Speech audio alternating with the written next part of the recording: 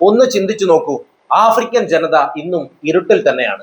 ഇത്ര സമ്പന്നമായ ഭൂമിയിൽ ജനിച്ചു വീണിട്ടും ആ നാട്ടിലെ ജനത കടുത്ത പട്ടിണിയിലും ദാരിദ്ര്യത്തിലും ആഭ്യന്തര യുദ്ധത്തിലും വലയുകയാണ്. ലോകത്തിലെ ഏറ്റവും വലിയ സ്വർണ്ണ വജ്രഖനികളുമുള്ള, മൊബൈൽ ഫോണിനും ഇലക്ട്രിക് വണ്ടികൾക്കും വേണ്ട കൊബോൾട്ടും ലിഥിയവും കൊണ്ട് നിറഞ്ഞ ഒരു മണ്ണ്, അതായത് പ്രകൃതി വിഭവങ്ങളാൽ ലോകത്തിലെ ഏറ്റവും സമ്പന്നമായ വൻകര. എന്നിട്ടും ഈ നാട് എന്തുകൊണ്ട് ഇന്നും ഗതി പിടിക്കാതെ ഉഴറുന്നു? കാരണം ലളിതമാണ്. ഈ മണ്ണിലെ വിഭവങ്ങൾ കൊള്ളയടിക്കാൻ വേണ്ടി ലോകത്തിലെ വൻ ശക്തി രാജ്യങ്ങൾ അവിടെ വലിയൊരു ചോരക്കളി നടത്തിക്കൊണ്ടിരിക്കുന്നു. ഒരു വശത്ത് അമേരിക്കയും ഫ്രാൻസും, മറുവശത്ത് ചൈന. ഇതിനൊക്കെ നടുവിലേക്ക് തോക്കും തൂക്കി റഷ്യയുടെ ഒരു ഭീകര കൂലിപ്പട്ടാളം കൂടി വന്നിറങ്ങിയിരിക്കുന്നു. ഇതൊരു കെട്ടുകഥ പോലെ തോന്നാമെങ്കിലും ആഫ്രിക്കയുടെ യാഥാർത്ഥ്യം ഇതാണ്. കാര്യങ്ങൾ നമുക്കൊരല്പം കൂടി ആഴത്തിൽ തന്നെ വിശകലനം ചെയ്യാം. നമുക്ക് ചരിത്രത്തിൽ നിന്ന് തന്നെ തുടങ്ങാം. പണ്ട് 19-ാം നൂറ്റാണ്ടിൽ യൂറോപ്യൻ രാജ്യങ്ങൾ ആഫ്രിക്കൻ മണ്ണിലേക്ക് വന്നിട്ട് അവിടുത്തെ രാജ്യങ്ങളെ കേക്കിന്റെ കഷണം മുറിച്ചെടുക്കുന്നത് പോലെ വീതം വച്ചെടുത്ത് ഭരിച്ചിരുന്നു. അതിനെ ചരിത്രത്തിൽ സ്ക്രാമ്പിൾ ഫോർ ആഫ്രിക്ക എന്ന് പറയും. ആ കൊള്ളയടിക്കൽ ഇന്നും അവസാനിച്ചിട്ടില്ല എന്നതാണ് സത്യം. ഉദാഹരണത്തിന് നൈജർ, മാലി, ബുർക്കിനോ ഫാസോ തുടങ്ങിയ പടിഞ്ഞാറൻ ആഫ്രിക്കൻ രാജ്യങ്ങളെ ദശകങ്ങളായി നിയന്ത്രിച്ചിരുന്നത് ഫ്രാൻസ് ആയിരുന്നു. അവർക്ക് സ്വാതന്ത്ര്യം കിട്ടിയെന്ന് പേരിന് പറയാമെന്നല്ലാതെ അവിടുത്തെ വിലപിടിപ്പുള്ള യുറേനിയവും സ്വർണവുമൊക്കെ ഫ്രാൻസ് തുച്ഛമായ വിലയ്ക്കാണ് കൊണ്ടുപോയിരുന്നത്. ഫ്രാൻസിലെ വീടുകളിൽ വെളിച്ചമെത്തിക്കുന്ന ആണവ നിലയങ്ങൾക്ക് വേണ്ട യുറേനിയം വരുന്നത് നൈജറിൽ നിന്നാണ്. പക്ഷേ കഷ്ടമെന്ന് പറയട്ടെ, സ്വന്തം മണ്ണിൽ നിന്ന് യുറേനിയം ഖനനം ചെയ്തെടുക്കുന്ന നൈജറിലെ 80%-ലധികം ജനങ്ങളും ഇന്നും ജീവിക്കുന്നത് കറന്റ് ഇല്ലാത്ത ഇരുട്ടിലാണ്. ഇതിനൊക്കെ പുറമെയാണ് അൽ ഖ്വയ്ദയും ISIS പോലെയുള്ള ഭീകര സംഘടനകൾ ഈ രാജ്യങ്ങളിൽ വന്ന് സാധാരണക്കാരെ കൊന്നൊടുക്കാൻ തുടങ്ങിയത്. തങ്ങളെ രക്ഷിക്കാൻ ഫ്രഞ്ച് സൈന്യത്തിനോ അവിടെ വന്ന് താവളമടിച്ച അമേരിക്കൻ സൈന്യത്തിനോ കഴിയുന്നില്ലെന്ന് അവിടുത്തെ ജനങ്ങൾക്കും ഭരണാധികാരികൾക്കും മനസ്സിലായി.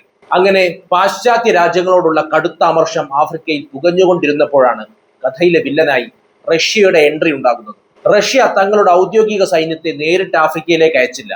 അതിനു പകരം അവർ കളത്തിലിറക്കിയത് വാഗ്നർ ഗ്രൂപ്പ് എന്ന ഒരു സ്വകാര്യ കൂലിപ്പട്ടാളത്തെയാണ്. വ്ളാഡിമിർ പുടിന്റെ വിശ്വസ്തനായിരുന്ന യെവഗ്നി പ്രിഗോഷിൻ ഉണ്ടാക്കിയ ഈ സൈന്യത്തിന് അന്താരാഷ്ട്ര നിയമങ്ങളോ മനുഷ്യാവകാശങ്ങളോ ഒന്നും ബാധകമല്ലായിരുന്നു. പണം തന്നാൽ ആർക്കു വേണ്ടിയും ആരെയും കൊല്ലാൻ മടിക്കാത്ത ക്രൂരന്മാർ. മാലി, സെൻട്രൽ ആഫ്രിക്കൻ റിപ്പബ്ലിക് തുടങ്ങിയ രാജ്യങ്ങളിൽ ആഭ്യന്തര യുദ്ധം കൊടുമ്പിരി കൊണ്ടപ്പോൾ അവിടുത്തെ ഭരണാധികാരികൾക്ക് സ്വന്തം കസേര നിലനിർത്താൻ ശക്തമായ ഒരു സൈന്യത്തിന്റെ സഹായം വേണമായിരുന്നു. അങ്ങോട്ടേക്ക് വാഗ്നർ ഗ്രൂപ്പ് രക്ഷകരുടെ വേഷത്തിൽ ചെന്നു. ഞങ്ങൾ നിങ്ങൾക്ക് സുരക്ഷ നൽകാം, ഭീകരവാദികളെ അടിച്ചമർത്താമെന്ന് അവർ ഉറപ്പു നൽകി. പക്ഷേ ഈ സുരക്ഷ അവരാരും വെറുതെ തന്നതല്ല. പണത്തിന് പകരം ആഫ്രിക്കയിലെ അതീവ സമ്പന്നമായ സ്വർണ്ണഖനികളുടെയും വജ്രഖനികളുടെയും പൂർണ്ണ നിയന്ത്രണമാണ് വാഗ്നർ ഗ്രൂപ്പ് എഴുതി വാങ്ങിയത്. സെൻട്രൽ ആഫ്രിക്കൻ റിപ്പബ്ലിക്കിലെ ഏറ്റവും വലിയ സ്വർണ്ണഖനിയായ ഇൻഡാസിമ ഇന്ന് റഷ്യൻ കമ്പനികളുടെ കയ്യിലാണ്. സുഡാനിൽ നിന്ന് പ്രതിവർഷം കോടിക്കണക്കിന് ഡോളറിന്റെ സ്വർണമാണ് വാഗ്നർ ഗ്രൂപ്പ് റഷ്യയിലേക്ക് കടത്തുന്നത്. നിങ്ങൾ ആലോചിച്ചു നോക്കൂ, ഉക്രൈൻ യുദ്ധം തുടങ്ങിയപ്പോൾ അമേരിക്കയും യൂറോപ്പും റഷ്യയ്ക്ക് മേൽ കടുത്ത സാമ്പത്തിക ഉപരോധങ്ങൾ ഏർപ്പെടുത്തിയിട്ടും റഷ്യ തകരാതെ പിടിച്ചു നിന്നത് എങ്ങനെയാണെന്നറിയാമോ? ആഫ്രിക്കയിൽ നിന്ന് വാഗ്നർ കൊള്ളയടിച്ച് കടത്തിയ ഈ വൻ സ്വർണശേഖരം ഉള്ളത് കൊണ്ടാണ്. അങ്ങനെ സുരക്ഷ നൽകാൻ വന്ന കൂലിപ്പട്ടാളം പതിയെ പതിയെ രാജ്യം ഭരിക്കുന്ന അവസ്ഥയിലേക്ക് കാര്യങ്ങൾ എത്തിച്ചു. ഇടയ്ക്ക് വെച്ച് വാഗ്നർ തലവൻ പ്രിഗോഷിൻ ഒരു വിമാനാപകടത്തിൽ കൊല്ലപ്പെട്ടപ്പോൾ ഈ കളി അവസാനിച്ചു എന്നാണ് പലരും കരുതിയത്.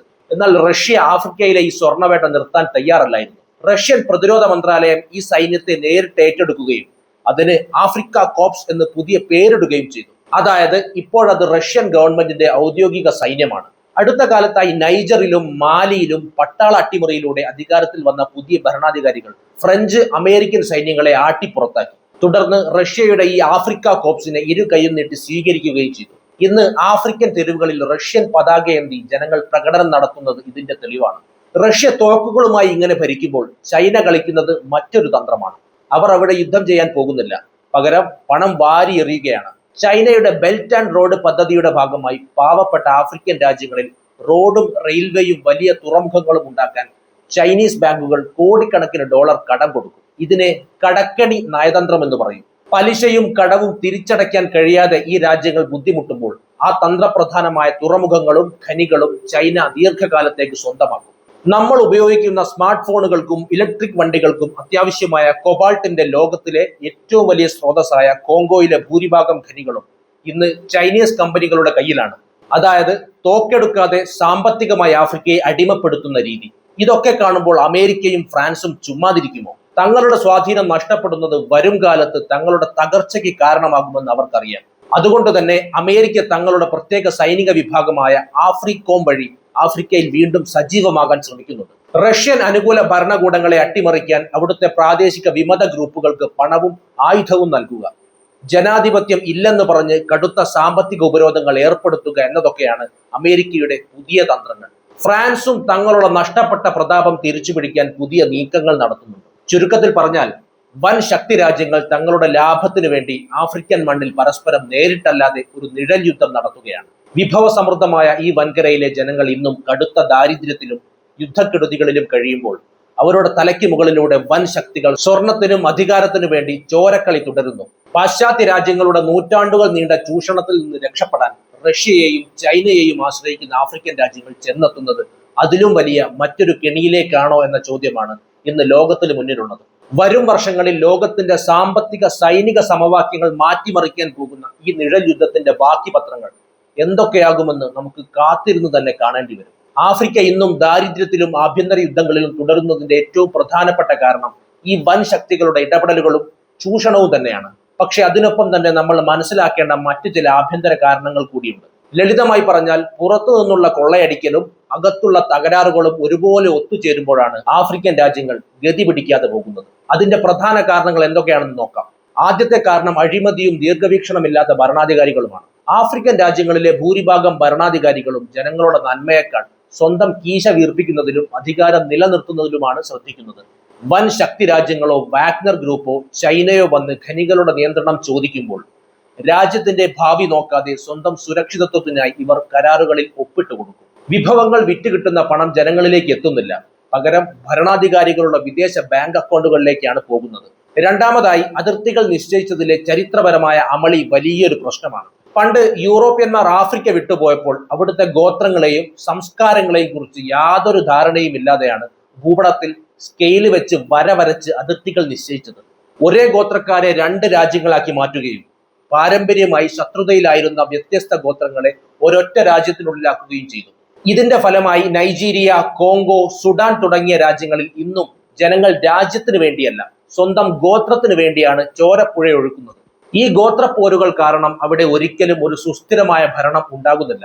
മറ്റൊരു പ്രധാന പ്രശ്നം വിദ്യാഭ്യാസത്തിന്റെയും അടിസ്ഥാന സൗകര്യങ്ങളുടെയും കുറവാണ്. ആഫ്രിക്കയിൽ ഒരുപാട് ധാതുക്കൾ ഉണ്ടെങ്കിലും അത് ശുദ്ധീകരിച്ചെടുക്കാനുള്ള ഫാക്ടറികളോ സാങ്കേതിക വിദ്യയോ അവിടെ ഇല്ല. അവർ മണ്ണിൽ നിന്ന് പച്ചയായി തന്നെ സാധനങ്ങൾ എടുത്ത് പാശ്ചാത്യർക്കും ചൈനയ്ക്കും തുച്ഛമായ വിലയ്ക്ക് നൽകുന്നു. അവർ അത് വെച്ച് മൊബൈലും കാറും ഒക്കെയാക്കി വലിയ വിലയ്ക്ക് തിരിച്ച് ആഫ്രിക്കയിലേക്ക് തന്നെ വിൽക്കുന്നു. അതായത് സ്വന്തമായി ഉൽപ്പന്നങ്ങൾ നിർമ്മിക്കാനുള്ള ശേഷി ഇല്ലാത്തത് കൊണ്ട് ലാഭമെല്ലാം വിദേശികൾ കൊണ്ടുപോകുന്നു. ചുരുക്കത്തിൽ പുറത്തു നിന്നുള്ള വൻ ശക്തികൾ ആഫ്രിക്കയിലെ വിഭവങ്ങൾ കൊള്ളയടിക്കാൻ ഒരവസരവും പാഴാക്കുന്നില്ല എന്നത് സത്യമാണ്.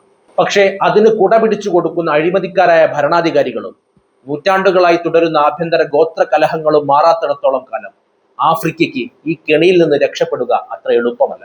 എന്താണ് ഈ വിഷയത്തെക്കുറിച്ച് നിങ്ങളുടെ അഭിപ്രായം? എന്തായിരുന്നാലും കമന്റ് ചെയ്യൂ. നമുക്ക് മറ്റൊരു വിഷയവുമായി വീണ്ടും കാണാം. നന്ദി.